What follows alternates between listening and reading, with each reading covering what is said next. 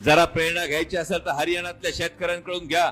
आज हरियाणामध्ये विधानसभेची निवडणूक लागली। हरियाणातला शेतकरी जेव्हा दिल्लीच्या सीमांवर आंदोलन करायला चालला होता तेव्हा याच भारतीय जनता पक्षाच्या सरकारने खिळे अंतरले होते, अश्रुधुराचा मारा केला होता, लाठीचार्ज केला होता, तारेची कुंपणं घातली होती। आज विधानसभेची निवडणूक लागली, हरियाणामध्ये भारतीय जनता पक्षाचे उमेदवार तिकीट परत करायला लागले, कारण शेतकऱ्यांनी सांगितलं ज्यांनी आमचा रस्ता अडवला त्यांचा रस्ता आम्ही सुखी होऊ देणार नाही।